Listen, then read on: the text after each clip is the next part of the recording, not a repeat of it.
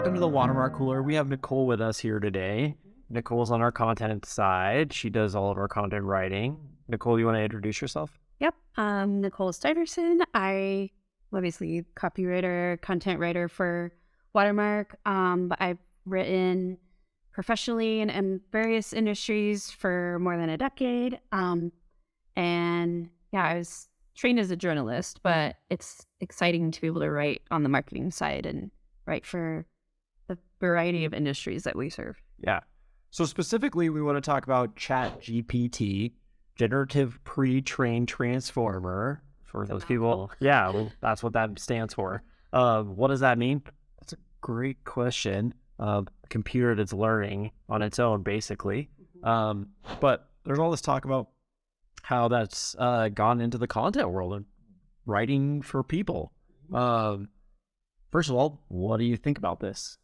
I was a little skeptical when I first heard about ChatGPT. Mainly, like, it went viral and everyone started using it and started having conversations with it and, kind of messing around with it. And to be honest, like, I'm pretty old school.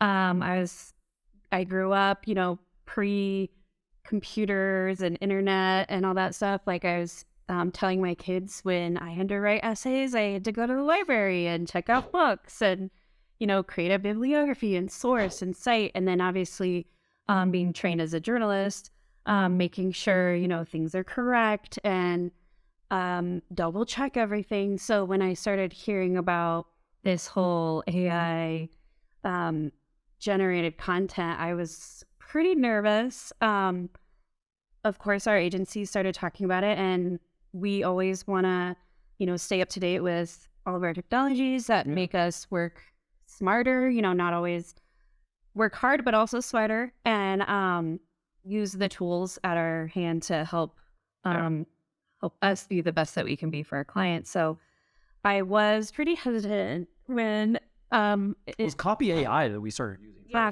we still use Copy AI, but Copy AI was before ChatGPT actually had come out. We were already using that to help with writing content. So it really wasn't anything new to us when we heard this was coming. I mean, it was just like a bigger wave of conversation, obviously, but the world was already in tune with it, I feel like. Yeah.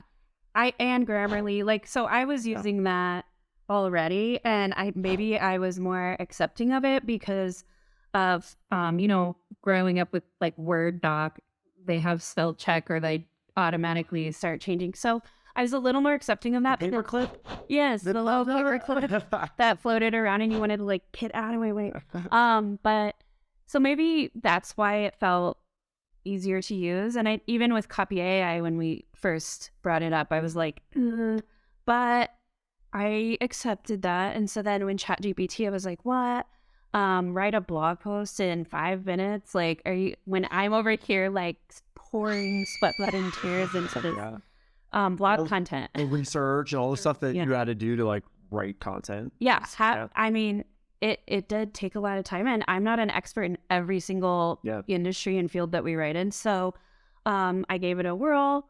And, Copy AI does have a new chat feature as well, like ChatGPT. Yeah.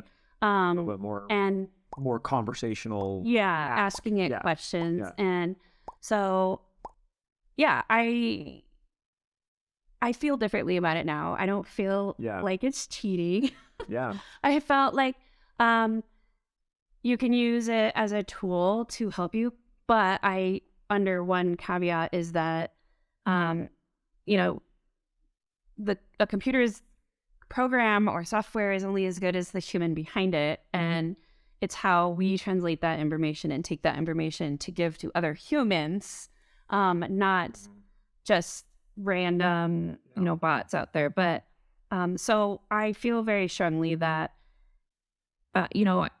is AI generated content going to be taking over the copywriting world and we're all going to be out of a job?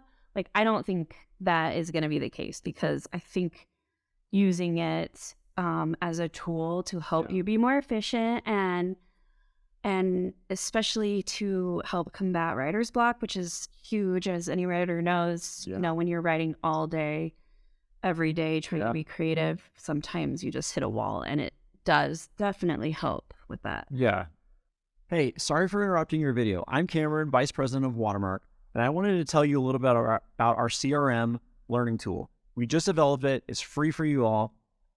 The link is in the description below. We're going to cover things like utilization of a CRM, automating those mundane tasks that you have to take care of every day, hitting those sales numbers. If those are things you're struggling with, jump on over there. We're going to learn together. We'll see you there. Yeah, I mean, I think the thing that's crazy about what's happened with this is that it happened so fast, one part of it, and I think it's okay to be skeptical about some of this stuff. Like, I think that's a good way to approach it. Is it's not the answer to all things. And again, like you said, we are writing to other humans, not to. So it's like a starting point. Yeah, great. But a final buttoned up piece, maybe not so much. And I know we've seen the errors inside of, that information's not 100% correct, or, that doesn't sound very human like, whatever that may be.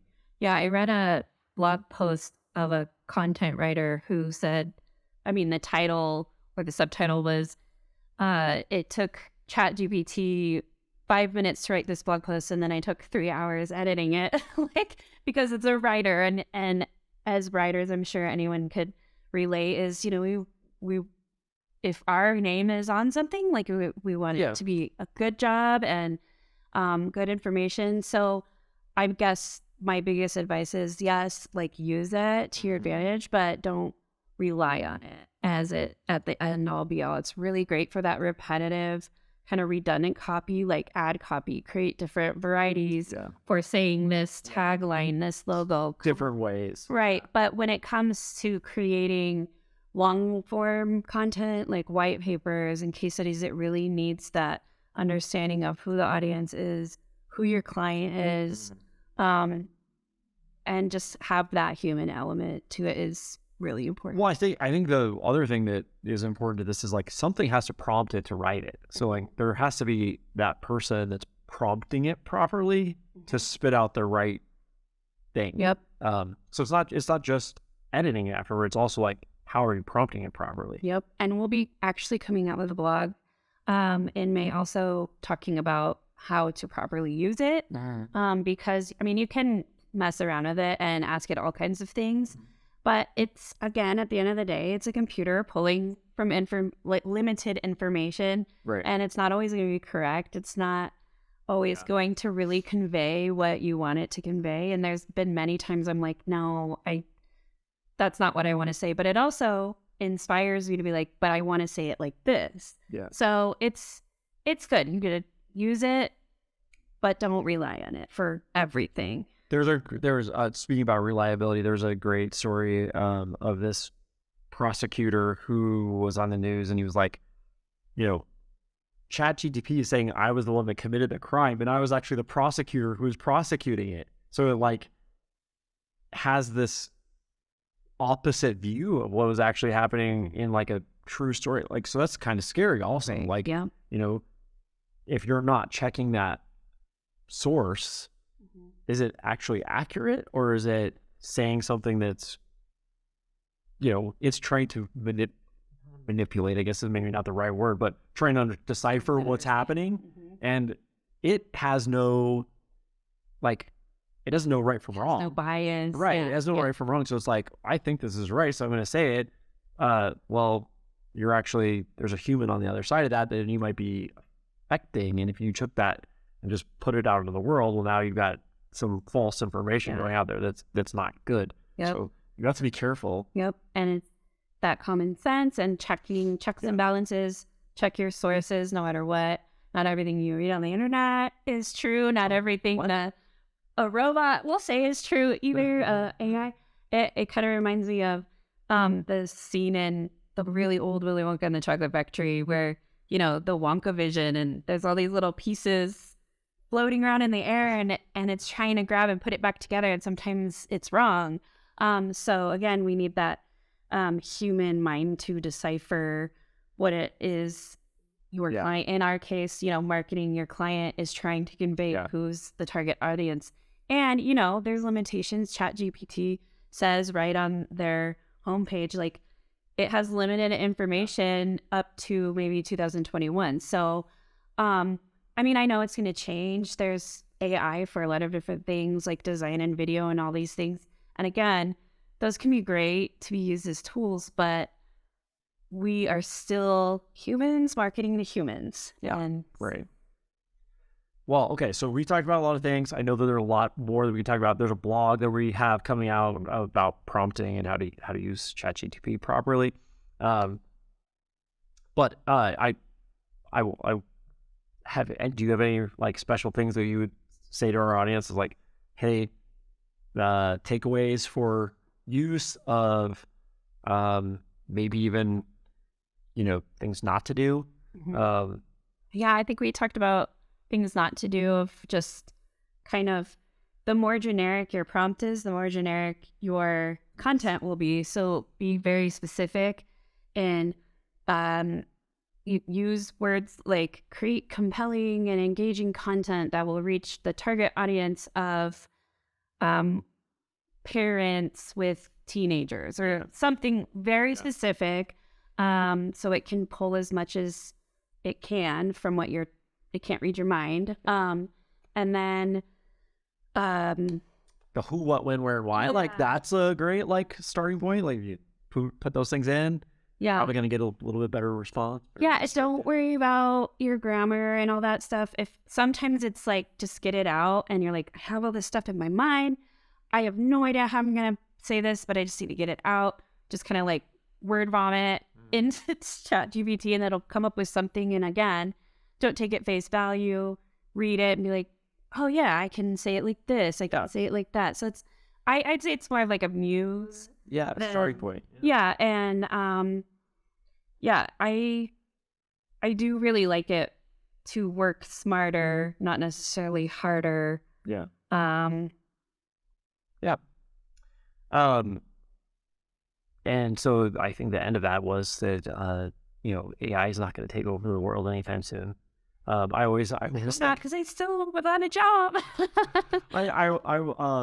Wall-E, just like recently that's what was coming to my mind is like Wall-E when all these people are just like up in space is floating and all the robots are doing everything for them. It's like, is that what we're going to become? Is this the beginning of that?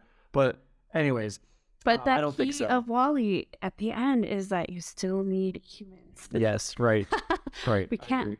So let's work together and we're going to harmony and help each other out the best we can, but always with a little bit of skepticism and double check your facts. Totally. Okay. Thanks, Nicole, for joining us. Check out that blog. Always, if there's anything you'd like to see on the show, vlog, let us know. We'd love to create content for you. Until next time. Thank you so much for watching and subscribing to the Watermark Water Cooler. We value your opinion and want to deliver the best content possible. To do that, we need your comments and feedback. What do you want to see or learn? Tools, techniques, behind the scenes? Comment below and make your idea our next video.